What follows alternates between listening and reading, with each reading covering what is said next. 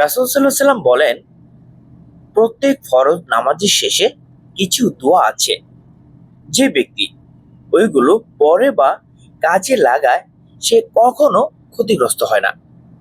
যেমন সুবহানাল্লাহ ৩৩ বার, আলহামদুলিল্লাহ ৩৩ বার, আল্লাহু আকবার ৩৩ বার, লা ইলাহা ইল্লাল্লাহু ওয়াহদাহু লা শারীকা লাহু লাহুল মুলকু ওয়া লাহুল হামদু ওয়া হুয়া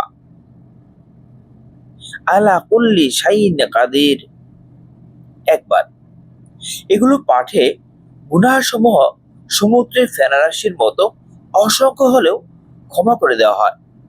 তাই তো নবী সাল্লাল্লাহু আলাইহি সাল্লাম বলেছেন, যে ব্যক্তি প্রত্যেক ফরজ নামাজের পর আয়াতুল কুরসি পড়বে তার জন্য জান্নাতে প্রবেশের পথে মৃত্যু ব্যতীত আর কোনো বাধা থাকবে না। এরপর আপনি আরেকটা বিষয়, অর্থাৎ আরেকটা জিনিস আপনি পড়তে পারেন, সেটা হচ্ছে আল্লাহুম্মা আজিলনি মিনান নার ৭ বার। ফরজ ও মাগরিবের পর আপনি এটা পড়তে পারেন। সেদিন বা সে রাতে মারা গেলে, অর্থাৎ সে সেদিন বা রাতে মারা গেলে আল্লাহ তাআলা তাকে জাহান্নাম থেকে রক্ষা করবেন। এরপর এই সূরাগুলো পড়তে পারেন, যেমন সূরা ইখলাস, সূরা ফালাক, সূরা নাস। প্রত্যেকটি ৩ বার করে পড়বেন, ফরজ ও মাগরিবের পর।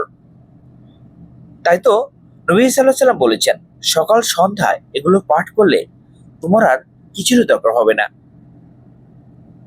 পরিশেষে মহান আল্লাহ তাআলা আমাদের সবাইকে এই আমলগুলো বেশি বেশি করার তৌফিক দান করুন। আমিন।